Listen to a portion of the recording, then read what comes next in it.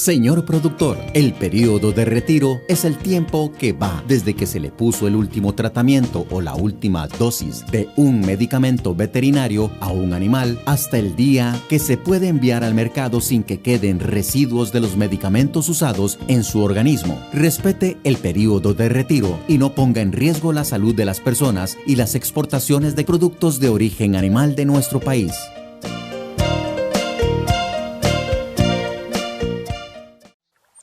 Señor caficultor, para mantenerse siempre bien informado, reciba mensajes WhatsApp de la oficina regional del iCafé. Envíenos un mensaje al 8420-2589 para incluirle en nuestros contactos y enviarle información relevante y actualizada sobre nuestra caficultura. Un mensaje del Instituto del Café de Costa Rica. Una de las buenas prácticas agrícolas es el triple lavado de los envases vacíos de plaguicidas. Para ello es necesario agregar agua hasta un cuarto del envase vacío. Luego se agita durante 30 segundos y se vierte la mezcla en el equipo de aplicación. Este procedimiento se realiza 3 veces. Luego se perforan los envases y se devuelven al expendio de plaguicidas donde los adquirieron.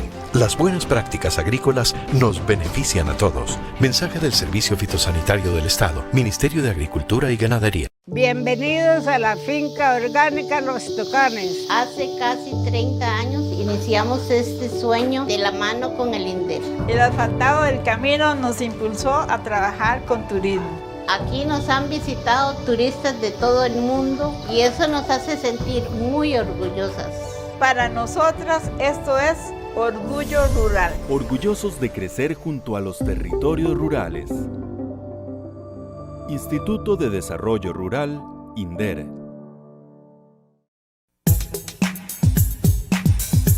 Información, asistencia técnica, capacitación y mucho más del sector agropecuario. Bienvenidos a su programa El Agro y Más. Iniciamos.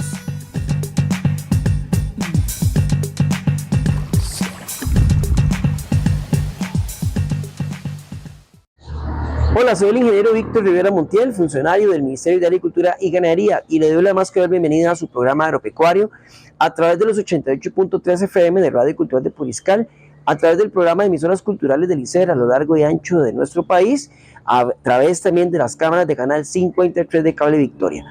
Recordarles también que usted nos puede seguir a través de las redes sociales, Facebook, Instagram, YouTube y Mixcloud, donde nos puede buscar muy sencillo como Max Central Sur y se mantiene completamente informado de lo que es el sector agropecuario nacional y regional. También recordarles lo que es nuestro número de WhatsApp, el 8306-5747, para que usted nos haga sus consultas sobre el tema que vamos a desarrollar esta semana o sobre cualquier otro tema de su interés. Esta semana agradecemos a la Corporación de Fomento Ganadera, Corfoga, por el apoyo que nos brinda en el desarrollo de la actividad y del tema que traemos esta semana. Históricamente siempre nos hemos enfatizado en aspectos netamente productivos, mejora genética, mejora de la productividad, salud del hato, etcétera, etcétera. Pero pocas veces nos hemos centrado en temas muy importantes como lo es la salud ocupacional. Así que esta semana, gracias al aporte de Corfoga y de la técnica en salud ocupacional Hilary Barrantes Quesada, vamos a profundizar sobre este tema, salud ocupacional en fincas ganaderas.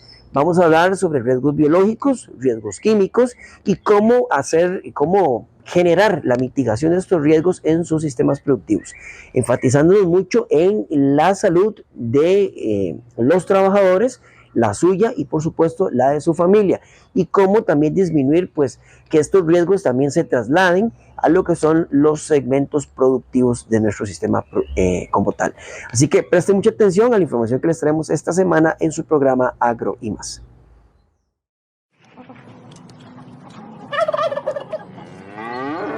El Agro y Más presenta el tema de hoy. Bueno, como les mencionaba, vamos a hablar de lo que es la salud, ¿verdad? Ocupacional y los riesgos en el campo y lo que vienen siendo las estrategias de mitigación. Vamos a tener una tabla de contenidos, que esta tabla de contenido nos va a llevar desde lo que es una introducción y definición, Luego pasamos a qué es la salud ocupacional y su historia, porque para poder entender qué son los riesgos en el campo, qué es un riesgo físico, qué es un riesgo químico, biológico, qué viene siendo una estrategia de mitigación y por qué tiene relación en la salud ocupacional, debemos de entender primeramente qué es la salud ocupacional y qué nos va a brindar dicha función.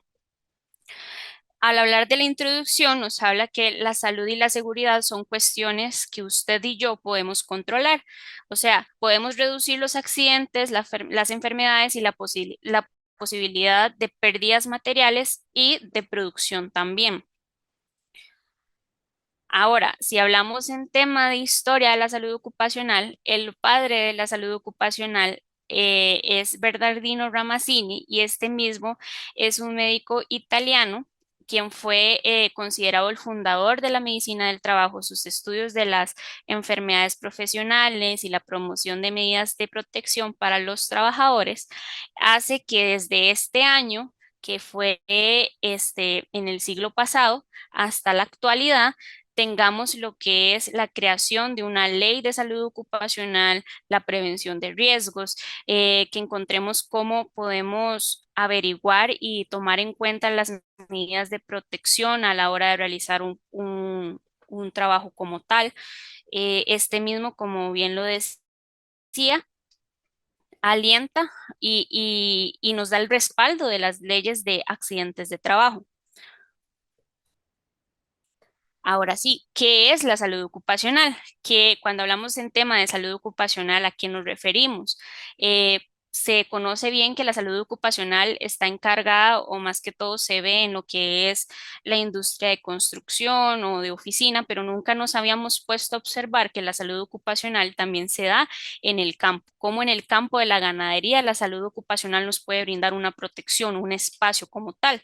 Entonces, la salud ocupacional va a ser una estrategia que asegura la salud de los trabajadores, así como la fortaleza de las economías nacionales a través de una mejor productividad, motivación y calidad.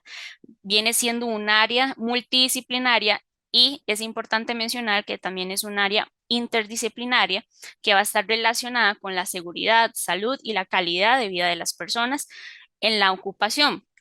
Cuando hablamos de que es multidisciplinaria, interdisciplinaria, esto quiere decir que la salud ocupacional no solo se enfoca o se abarca a una sola rama. Estamos rodeados de un montón de ramas en las cuales nos debemos de especializar y tener el concepto y la importancia de cómo saber aplicar cada una de estas ramas en nuestros diferentes lugares de trabajo. Que esas ramas, que se las estoy mencionando ahorita, las vamos a poder proyectar a lo largo de la presentación. Como lo mencionaba anteriormente, hay leyes que respaldan la salud ocupacional. Una de estas es la ley de los riesgos del trabajo, que esta constituye que los riesgos del trabajo, los accidentes y las enfermedades que sufran los trabajadores con ocasión o por consecuencia del trabajo que desempeñen en forma subordinada y remunerada, así como la agravación y reagravación que resulte como consecuencia directa, inmediata e indudable de esos accidentes y enfermedades. Ramas de la salud ocupacional. Aquí es donde nos referimos a que salud ocupacional es multidisciplinaria e interdisciplinaria, porque nos enfocamos en varios temas a la vez.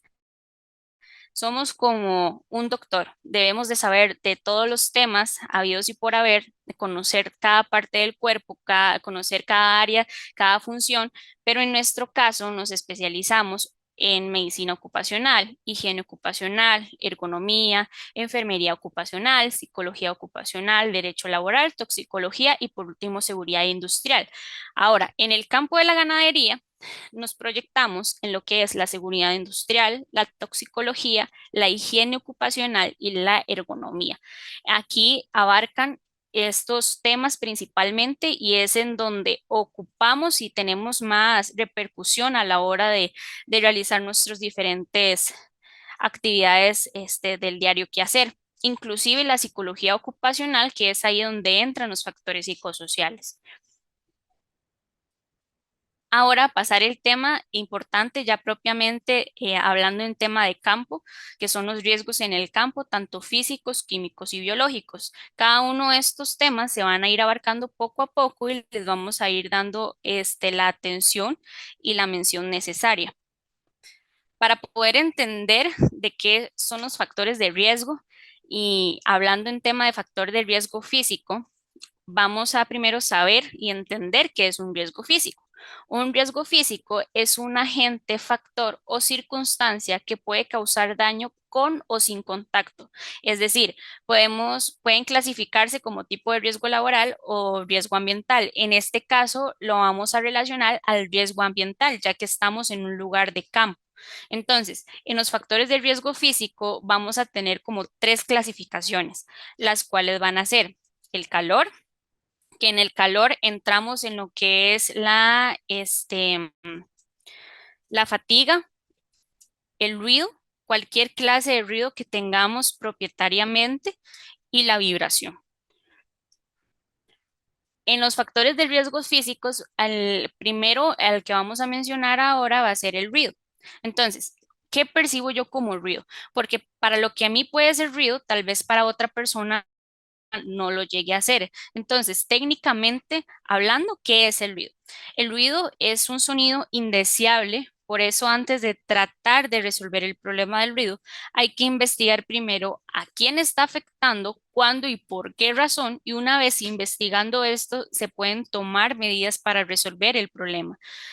Hablando de que ya, ok, ya descubrimos qué es ese ruido indeseable, qué lo está generando, cómo puedo resolverlo, cómo puedo mitigarlo, tenemos que tomar en cuenta que también hay niveles de ruido, que estos niveles de ruidos no pueden superar los 85 decibeles y se utilizarán tapones auditivos cuando tengamos esta exposición de ruido altamente.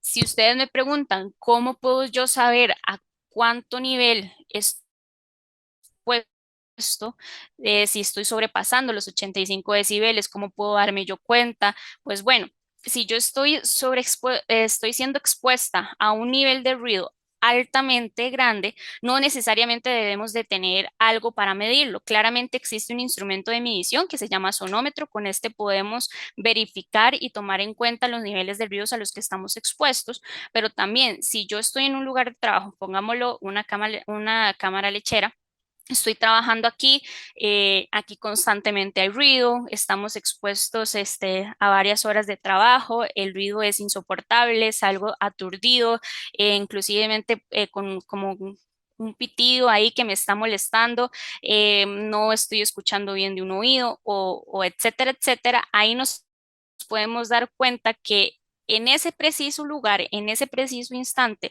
y tomando en cuenta las horas a las que estamos expuestos, sabemos que el ruido es un ruido indeseable y por el cual al día de mañana que lleguemos a tener contacto de nuevo con ese tipo de trabajo, sabemos que tenemos que tener los tapones auditivos. También debemos de tomar medidas de prevención, las cuales se pueden tomar.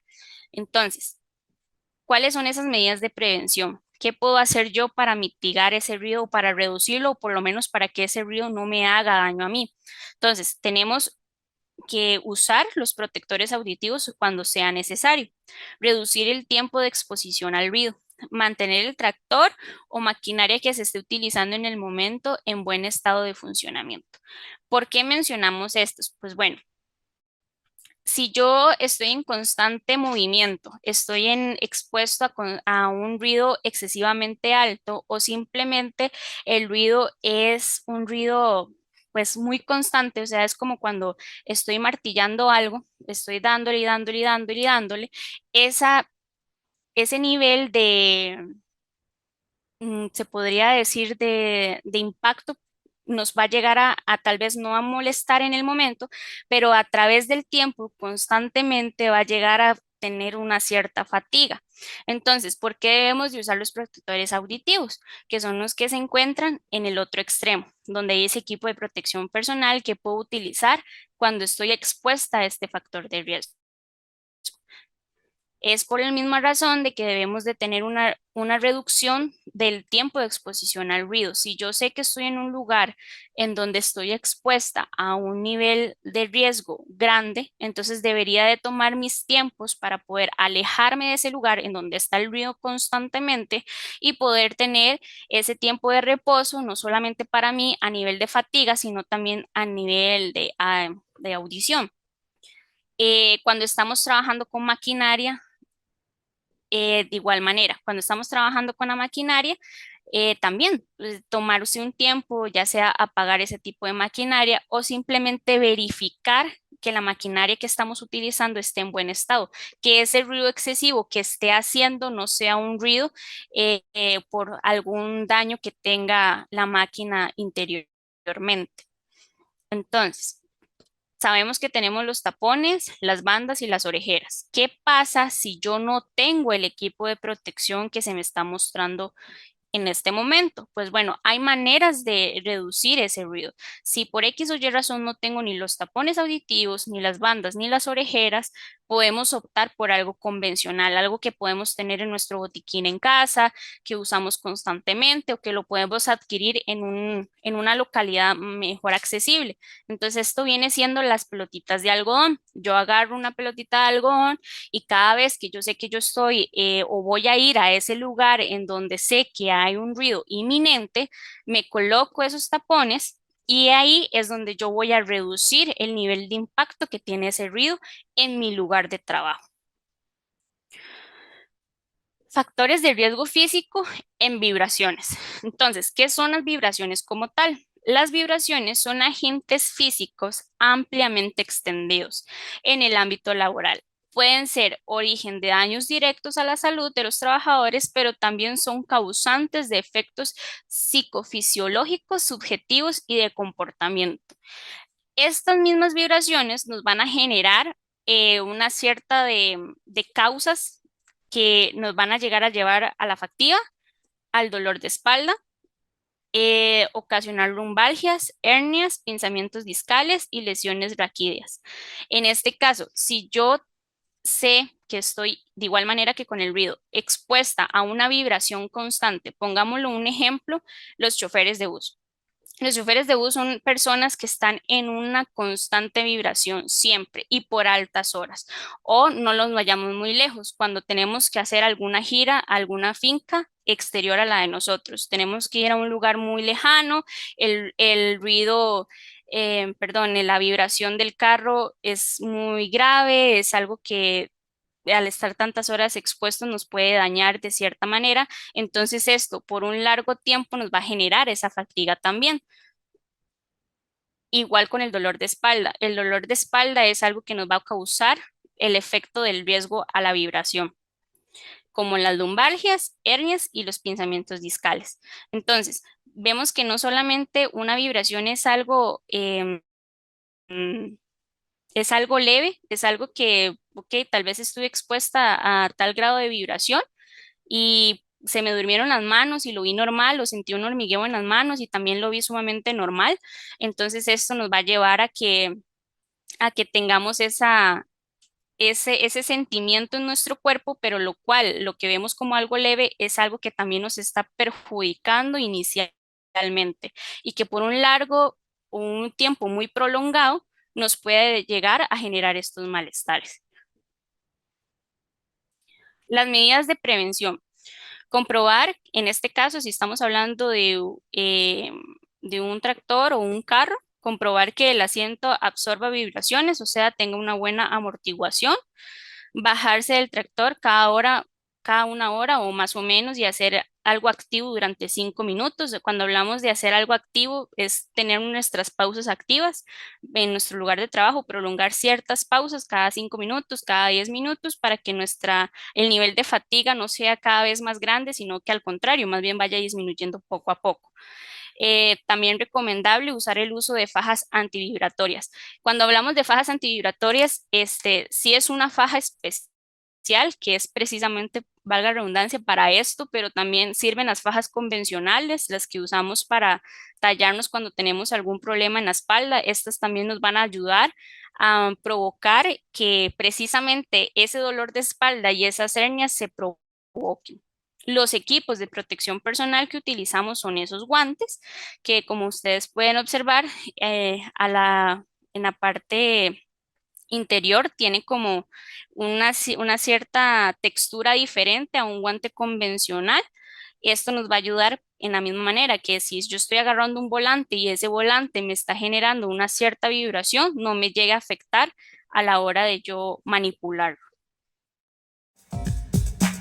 El agro y más. Ya regresamos.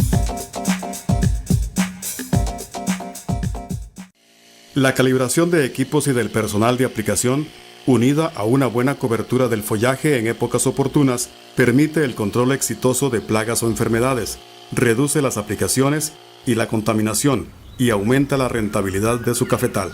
Lave 3 veces los envases vacíos de plaguicidas, perfore el fondo, guárdelos en bolsas transparentes y llévelos a los centros de acopio en su región. Información adicional con los técnicos de la Regional del ICAFE. Cuando profesionales en medicina veterinaria vigilan el periodo de crianza y el proceso de elaboración de alimentos, procuran bienestar para los animales, salud para su familia y prácticas sostenibles para conservar los recursos y mantener el equilibrio con el medio ambiente. Animales, ambiente y personas estamos relacionados. Por eso nos cuidamos como una sola salud. Un mensaje del Gobierno de la República, INAE, SENASA y el Colegio de Médicos Veterinarios de Costa Rica. Señor productor, cumplir con los límites máximos de residuos de plaguicidas es una buena práctica agrícola. Con el fin de proteger la salud de los consumidores, el Servicio Fitosanitario del Estado realiza muestreos y análisis de residuos de los plaguicidas de los vegetales que se producen en el país y de los que se importan. Las buenas prácticas agrícolas nos benefician a todos. Mensaje del Servicio Fitosanitario del Estado, Ministerio de Agricultura y Ganadería.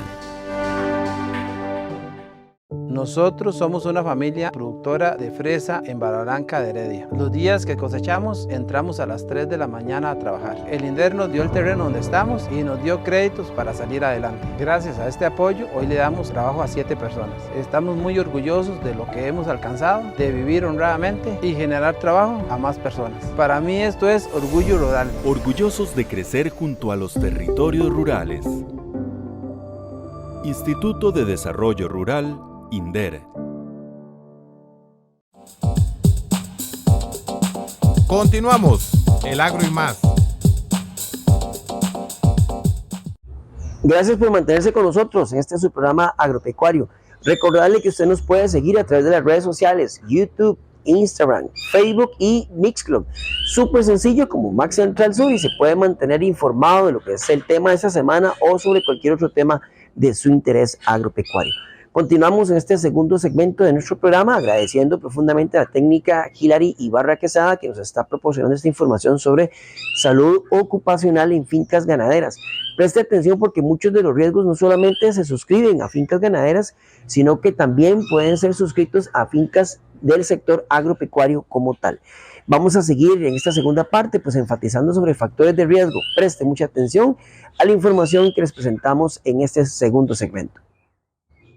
El agro y más. Cuando hablamos de factor de riesgo en la iluminación, este es sumamente importante porque es uno de los que más se puede observar qué hacer, por decirlo así, cuando no tenemos una buena iluminación. Cuando la iluminación natural no sea factible o suficiente, se va a tener que proveer una luz artificial en cualquiera de sus formas. Siempre que ofrezca garantías de seguridad, no vicie la atmósfera del local ni ofrezca peligro de incendio o para la salud del trabajador. Es importante también mencionar que la mala iluminación en puestos de trabajo causan accidentes, cansancio visual, incidentes en actividad, se desarrolla y pueden ocasionar tropiezos, pinchazos, enganche de la ropa de trabajo en máquinas o herramientas. Entonces, ¿cómo puedo yo solucionar el tema de la iluminación? No se trata de que, ok, tal vez el bombillo no me está funcionando y nada más vengo y lo cambio por otro que es de la misma calidad y posiblemente en 15 días o en un mes, se me vaya a volver a dañar y tenga que volver a hacer otra inversión. Es importante, y más que todo en el lado del campo, tener una buena iluminación, ya que no siempre vamos a tener una muy buena iluminación natural. Posiblemente la buena iluminación natural va a ser en la mañana y ya a partir de la tarde ya no vamos a tener la misma iluminación que vamos a tener a las 8 7 de la mañana que a las 2 3 4 de la tarde. Entonces, siempre proporcionar una buena iluminación en nuestro puesto de trabajo, siempre y cuando, ¿verdad?, tenga las garantías de seguridad. Es decir, si es un bombillo que últimamente ahora se están utilizando los bombillos LED. Antes se utilizaban estos bombillos que calientan, que ustedes no les podían ni tocar porque ya uno se quemaba. Entonces, invertir en una buena iluminación nos va a ayudar a que no se vicie esa atmósfera del local ni ofrezca ese cierto peligro. A eso nos relacionamos cuando no ofrezca el peligro de incendio o un peligro que vaya a afectar a la salud del trabajador, que también aquí entra el tema de la fatiga, como lo hemos mencionado anteriormente. También el tema de la iluminación no nos va, si tenemos una buena iluminación, posiblemente no vayamos a tener problemas a la hora de pasar por cierto lugar. Si es un lugar que no tiene buena luz, posiblemente vamos a tener que encender algo que esté a nuestro alcance, ya sea la linterna del celular o una linterna que tengamos disponible. Entonces, para evitar ese tipo de cosas, siempre debemos de tener una buena iluminación a la hora de hacer nuestro lugar, a la hora de realizar nuestras tareas normalmente. Hay una clasificación por la iluminación del flujo, que es la que está presente en la pantalla, que están directa, semidirecta, general difusa, directa, indirecta y semi-indirecta y directa. Entonces, este tipo de posiciones, porque estos son posiciones en las cuales nosotros podemos poner nuestra iluminación, no siempre van a abarcar o no siempre van a ser buenas en nuestros diferentes lugares.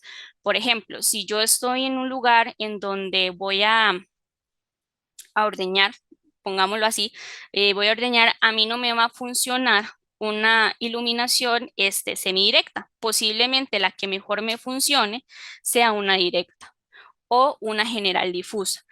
Entonces, dependiendo de nuestro puesto de trabajo a la hora o la hora sí en la que nosotros vayamos a realizar nuestras tareas, deberemos de proporcionar una mejor iluminación para poder tener una buena visión a la hora de hacer las cosas.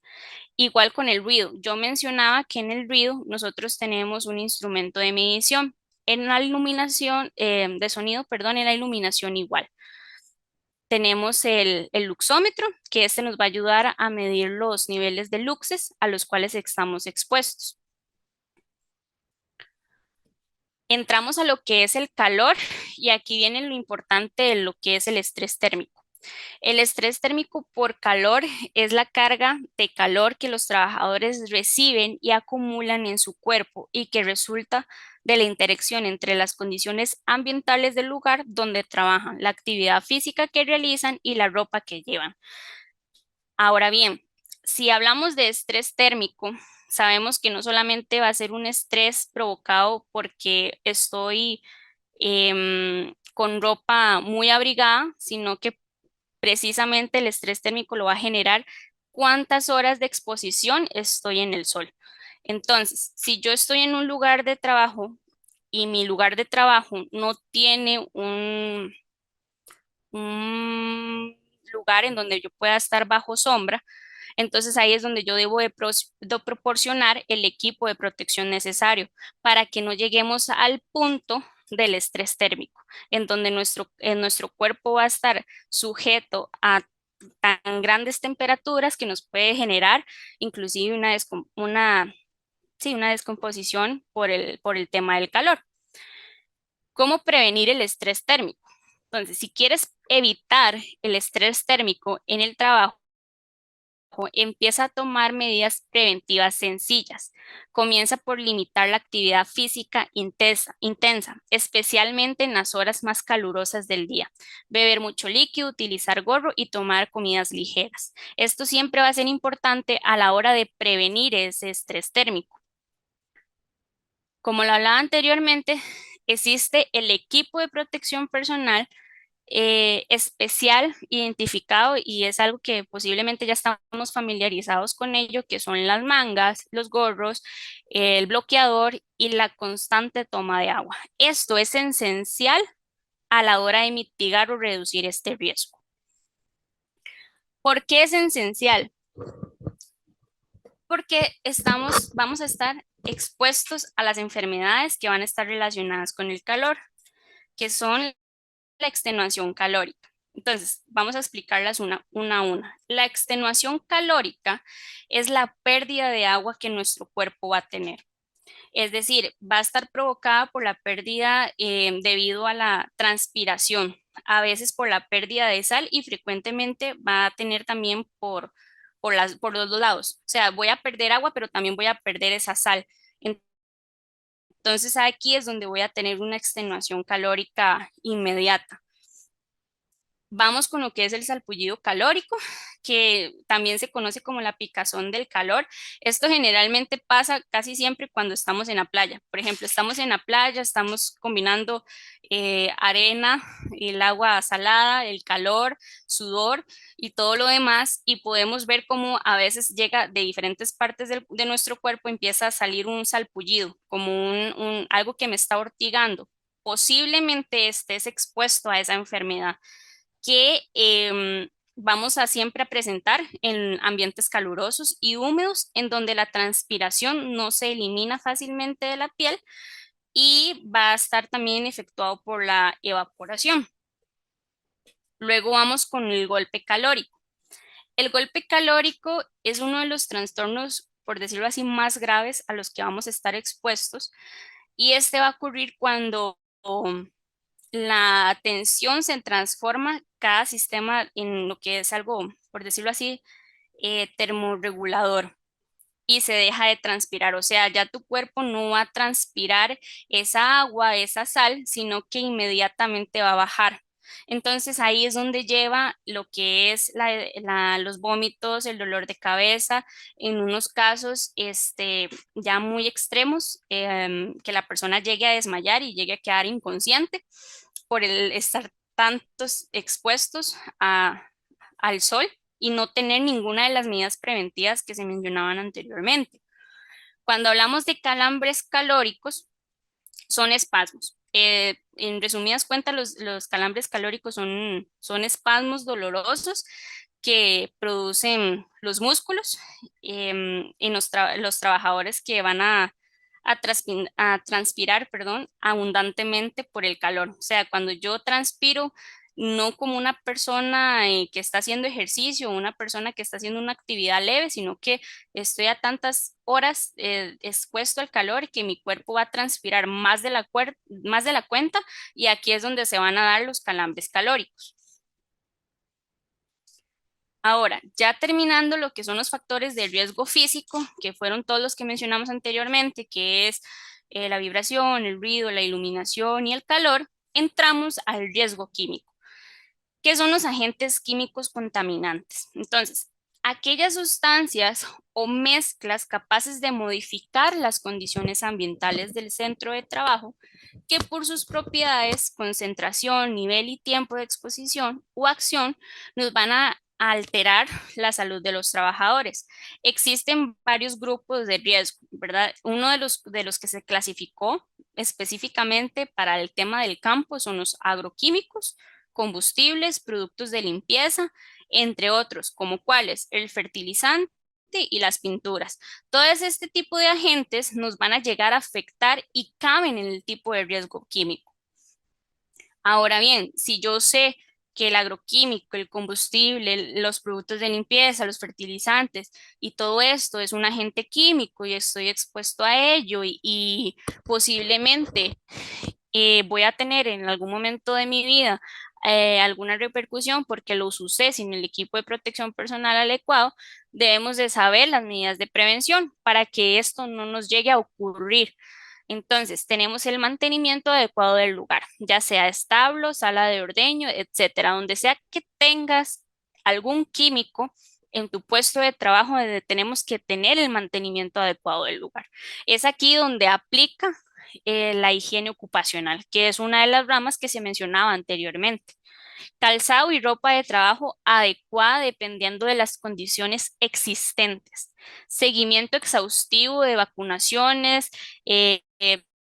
preceptivas del ganado y revisiones veterinarias periódicas. Esto lo hace prácticamente el veterinario. Él tiene que tener ese seguimiento exhaustivo, ¿verdad? De que lo que está aplicando esté bien, no tenga ningún daño, que todo esté a raya y no vaya a generar un problema en un futuro.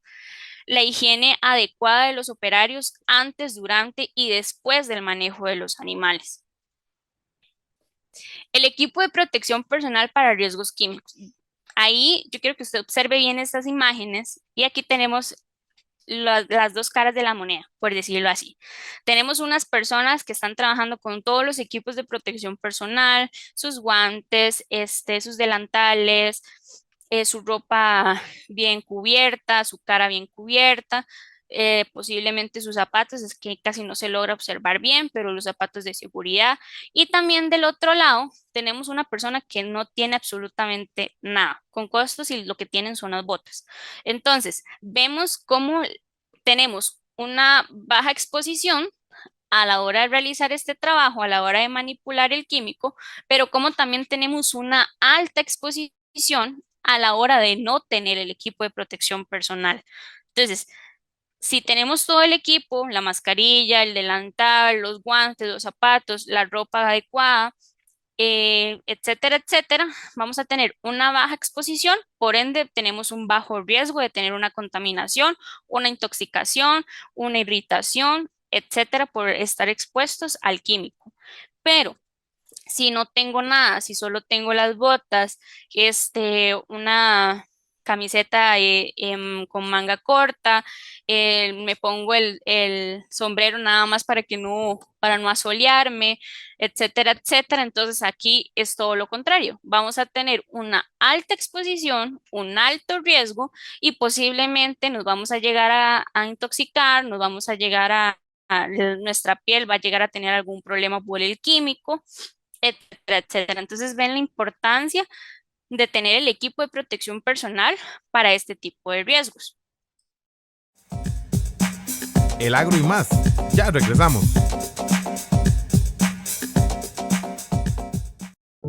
Yo empecé este negocio con una máquina de coser y muchas ganas de surgir.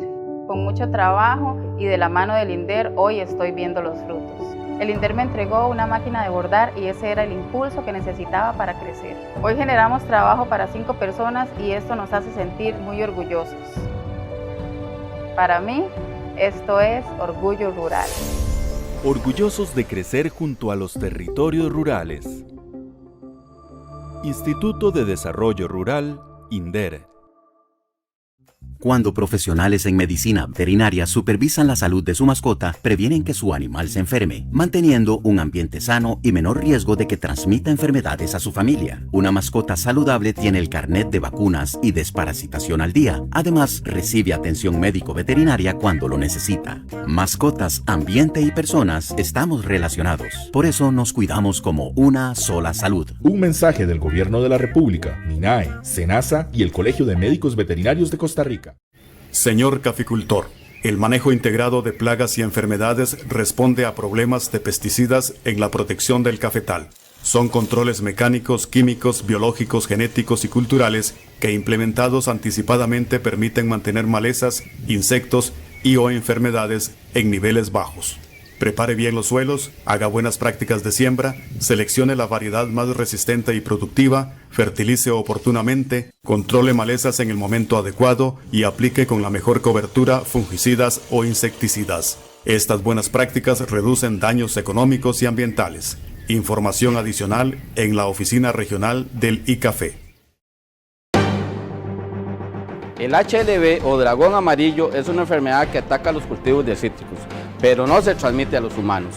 En los cítricos produce principalmente la muerte de los árboles, la reducción en la producción y defectos en los frutos. De no controlarse, perderíamos en el corto plazo nuestras plantaciones y su producción. ¿Qué podemos hacer?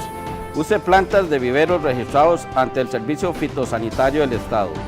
Esté atento a los síntomas de la enfermedad en su cultivo. Reporte plantaciones abandonadas. Y revise también los árboles en su jardín o traspatio.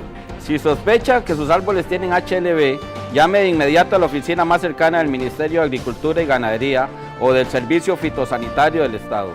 Esté atento a los síntomas de la enfermedad en sus árboles de cítricos.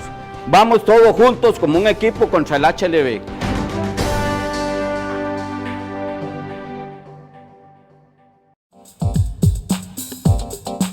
Continuamos, el agro y más.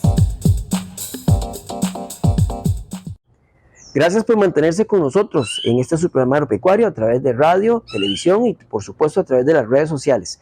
Usted nos puede buscar en Facebook, en Instagram, en YouTube y en Mixcloud como Max Central Sur y se mantiene completamente informado del sector agropecuario nacional y regional. Preste mucha atención a la información que se está desarrollando, que se va a desarrollar en este tercer segmento, donde nos vamos a enfatizar en los riesgos biológicos.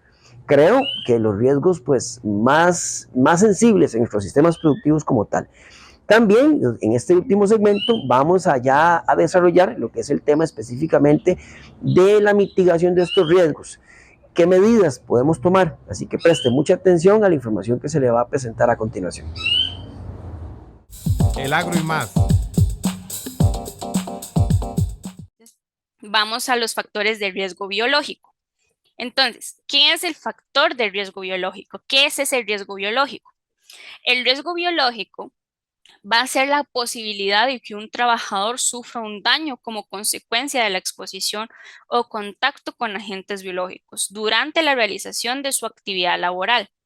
Ahora, hablando en tema de ganadería, el riesgo biológico de origen animal hace parte de los riesgos ocupacionales que enfrentan los médicos veterinarios y otros trabajadores agropecuarios en el ejercicio de su profesión.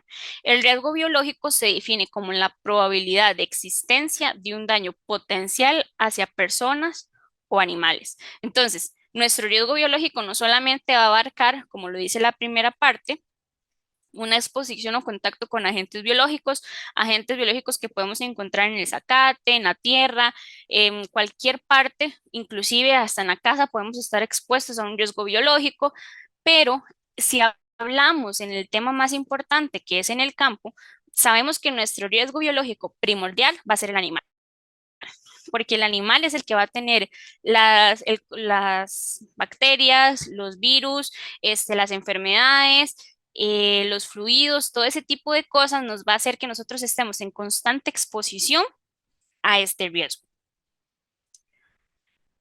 Ahora, agentes biológicos a los que constantemente vamos a estar expuestos si trabajamos en campo. Están los virus, bacterias, clamidias, hongos, parásitos, la zoonosis y dichos agentes que pueden causar infecciones, alergias, parasitosis y reacciones tóxicas. Por ejemplo, si nos metemos al tema de la zoonosis, sabemos que la zoonosis es un grupo de enfermedades de los animales que son transmitidas al hombre por contagio del animal enfermo, que posiblemente el mayor contacto va a ser por el fluido, la saliva, la orina, etcétera. O que también vamos a tener algún intermediario, lo cual van a ser los mosquitos o otros insectos que van a estar afectando o dándole mayor peso a la enfermedad.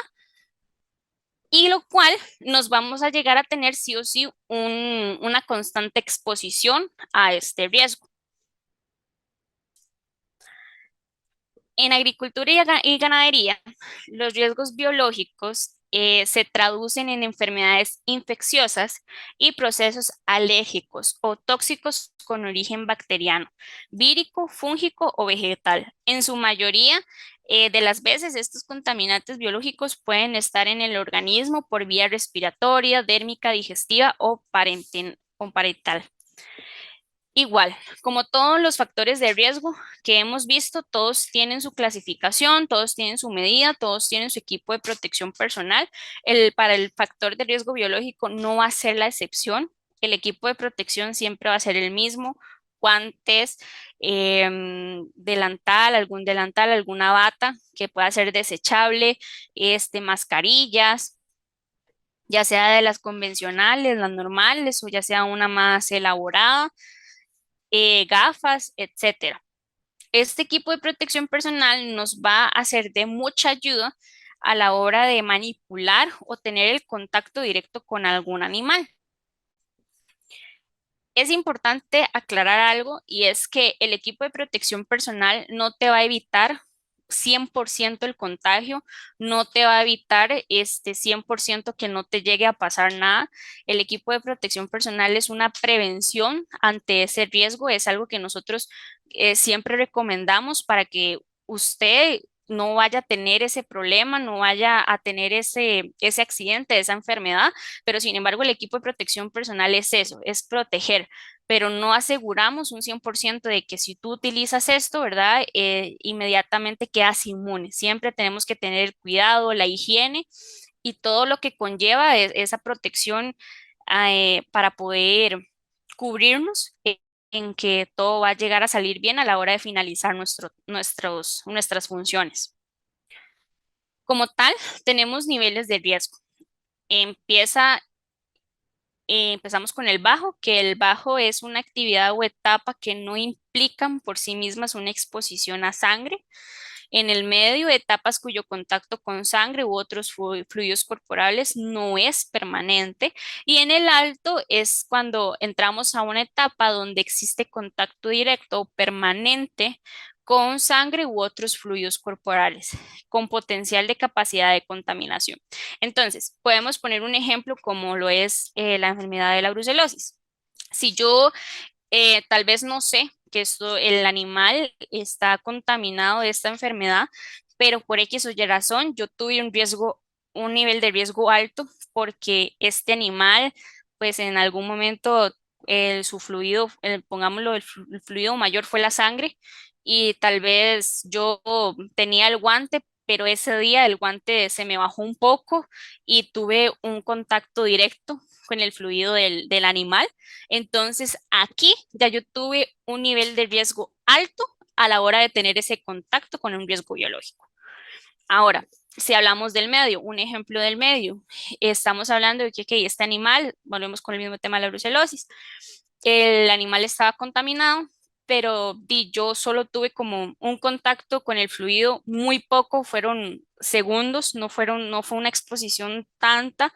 Fue algo que me pude limpiar en el momento, en el momento en que me percaté, me pude desinfectar. Entonces ya ahí tuvimos un nivel de riesgo medio. Es decir, podemos tener esa contaminación, pero a la vez no, porque supimos cómo protegernos de cierta manera. Y el bajo aplica cuando la exposición de sangre es nula o cuando el fluido es nulo. Los factores de riesgo biológico, nos vamos a encontrar con accidentes. ¿Cuáles son esa clasificación de accidentes? Pues bueno, la clasificación de accidentes van a ser las mordidas de animales, mordeduras de serpientes, rasgaduras, patadas, como lo estábamos mencionando, las enfermedades, brucelosis, el gusano envenenador, etcétera, y pinchazos con agujas. Si hablamos de pinchazos con agujas, pues bueno, ya aquí va a tener más peso en lo que son los veterinarios, cuando ellos deben de utilizar estos instrumentos. Pueden pasar ese tipo de accidentes, inclusive uno mismo puede llegarse a tener ese contacto, ¿verdad? Con una aguja y no me percaté, me lo puse la mano en donde no debía y tuve el contacto con el instrumento, y pues ya por ahí ya sé que inmediatamente estuve expuesta o tengo ese riesgo biológico y al cual debo de mitigar y reducir de alguna u otra manera. Igual con la mordida de animales. Si ese día yo tenía que hacerle algo al animal, por X o Y razón estaba muy malcriado, no se podía manejar bien y todo lo demás, vino y me mordió. Entonces ya ahí inmediatamente ya yo tengo ese riesgo. Mordeduras de serpientes. Sabemos que si trabajamos en el campo no somos extensos a tener este tipo de accidentes. Sabemos que puede pasar y que debemos de actuar de inmediato a la hora de tener un tipo de mordedura como este. Las rasgaduras, igual, esos arañazos, ese tipo de situaciones que están ajenas a poder controlar a nosotros, pero que igualmente clasifica como ese accidente, y las patadas, de igual manera. En caso de un veterinario, estoy revisando al animal y estoy en una posición que tal vez no me percaté y él vino y se puso bravo y me dio una patada, me quebró una rodilla, me lastimó el pie, etcétera, etcétera. Y esto pudo hacer que el accidente y pueda tener una afectación en mi salud. Ahora pasamos para lo que es las estrategias de mitigación. Las estrategias de mitigación nos van a hablar de todo lo que es la prevención, de todo lo que hemos hablado anteriormente. Entonces, empezamos con la evaluación del riesgo. A la hora de evaluar el riesgo, debemos de hacer evaluaciones exhaustivas de los riesgos presentes en el lugar de trabajo para poder identificar posibles peligros para la salud y la seguridad de los trabajadores. Es decir, vamos a hacerlo como en escala. Yo tengo un riesgo. Resulta que me percaté que en mi finca, en mi lugar de trabajo, hay un hueco enorme que no está así súper expuesto, cualquiera se puede ir y se puede tropezar y se puede ir en el hueco. Entonces ya ahí yo tuve esa evaluación, ya yo evalué que ahí hay un riesgo. Empezamos con la implementación de medidas de control. Desarrollar e implementar medidas de control efectivas para reducir o eliminar los riesgos identificados. Entonces, evalué el riesgo del hueco.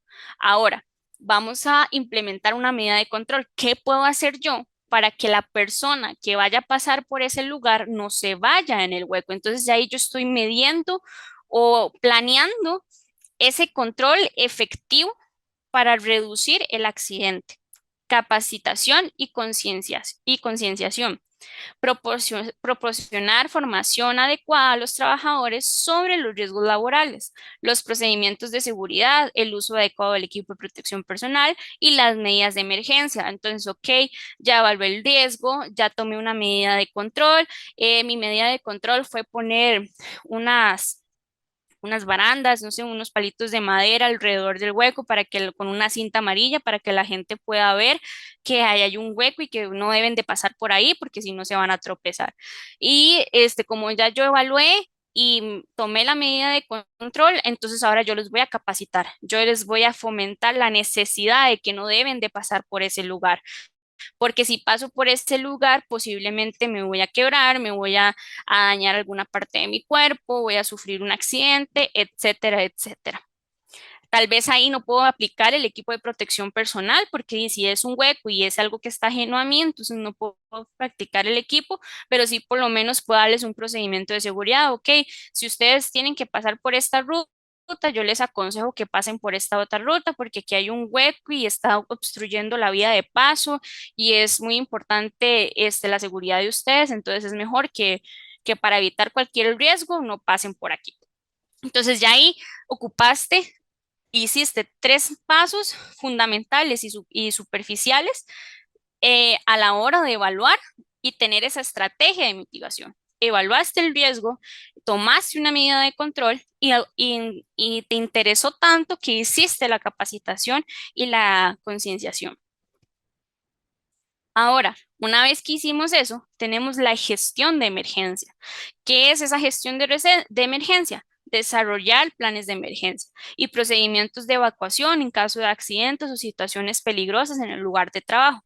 Entonces, el mismo ejemplo, vimos el hueco, evaluamos, implementamos una medida, dimos la capacitación, ahora hacemos una gestión de emergencia.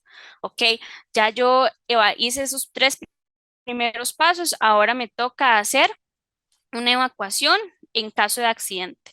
Ese día tembló, ese día se vino un terremoto y el único acceso era pasar por ese hueco. Entonces, ¿cómo puedo yo pasar por ahí si sé que si paso igual voy a tener accidentes y igual voy a afectar la salud de mis trabajadores? Entonces desarrollo un plan de emergencia. Ok, como yo sé que si esto llega a pasar, voy a tener también algún accidente por medio de este otro riesgo que estoy evaluando, me genero un plan de emergencia el cual me pueda dar la solución a esos dos riesgos. El riesgo del temblor, pero también el riesgo del hueco. ¿Ok? Entonces, hago un plan de emergencia, una gestión de emergencia en donde identifico, evalúo y doy un informe exhaustivo del procedimiento de la evacuación. Ok, si normalmente evacuamos por la izquierda, entonces vamos ahora de ahora en adelante, conforme el plan de emergencia, vamos a evacuar por la derecha. ¿Por qué? Porque por la derecha nos vamos a evitar constantemente ese hueco y vamos a evitar que haya otro accidente fuera del que podemos evitar. Participación de los trabajadores. Involucrar activamente a los trabajadores en la identificación de riesgos, la implementación de medidas de control y la revisión continua de los programas de salud ocupacional. Entonces hicimos toda esta gestión, este plan de emergencia, esta evaluación, esa medida, esa capacitación. Entonces ahora necesitamos que los trabajadores estén en constante movimiento, en constante participación a la hora de involucrar la salud ocupacional en nuestro lugar de trabajo. ¿Ok? Entonces, ¿cómo puedo hacer yo que el trabajador tome una medida de control, o cómo puedo hacer yo que este trabajador participe? Pues bueno, ahí es donde entran las capacitaciones de salud ocupacional, ahí es donde uno puede trabajar y dando esa formación, dando esa importancia, ¿verdad? De cómo tenemos que evaluar nuestros riesgos, de cómo podemos mitigar esos riesgos. Y así se hace una conciencia y así los trabajadores empiezan a implementar la salud ocupacional en sus diferentes puestos de trabajo, porque ya sabemos lo que es un factor de riesgo físico, ya sabemos lo que es un factor de riesgo biológico, ya sabemos lo que es un factor de riesgo físico, ya sabemos cómo podemos medirlo, cómo podemos mitigarlo, cómo podemos evaluar. Entonces ya ahí lo que aprendí yo hoy lo puedo empezar a aplicar a mis otros trabajadores, y así tenemos una participación constante. Y por último, para ya dar finalización, entramos a la estrategia de mitigación en la prevención de los riesgos en una escala. Entonces, empezamos con la limpieza y el higiene, luego vamos a la identificación del agente y después a la valoración de la situación. Entonces, ¿a qué me refiero yo con limpieza e higiene? No significa de que voy a limpiar y voy a dejar todo, no. Significa de que voy a hacer una limpieza exhaustiva, por decirlo así, de todos los riesgos o las situaciones a las que yo estoy teniendo presentes en mi lugar de trabajo. Una vez de que yo evalúo eso, me voy a la identificación del agente. ¿Cuál es ese agente que me está perjudicando en mi zona de trabajo? Ya sea un riesgo biológico, ya sea un riesgo químico, un riesgo físico. Identifico todas esas circunstancias de la gente y después me voy a la valoración de la situación, y es así como podemos tener una estrategia de mitigación y una prevención de una manera fácil, segura y sobre todo aplicando la salud ocupacional de una mejor manera. Y eso sería todo por el día de hoy. Esa es la presentación. Espero que les haya sido de mucho provecho y de mucho aprendizaje. Muchísimas gracias por su atención. Hemos llegado así al final de este su programa agropecuario, esperando que la información que le hayamos presentado sea de su utilidad, haciendo énfasis en que un sistema productivo es más allá de lo que es netamente aumento de la productividad, mejora genética y demás. En este tema de esta semana, gracias a Corfoga, hemos enfatizado sobre otros riesgos que son sumamente importantes que usted tome en consideración para garantizar la salud de su familia, de sus trabajadores y por supuesto la salud de quienes consuman posteriormente sus productos. Agradeciendo profundamente que se hayan mantenido con nosotros en este programa agropecuario, me despido. Soy amigo el ingeniero Víctor Rivera Montiel, esperando que nos podamos ver y escuchar la próxima semana. Hasta pronto.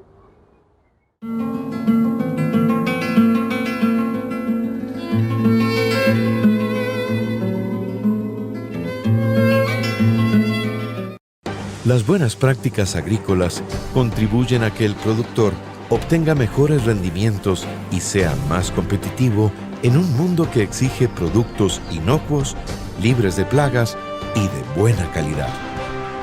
Por eso es importante que el productor lleve un registro con todas las actividades que se realizan en la finca. Las buenas prácticas agrícolas nos benefician a todos.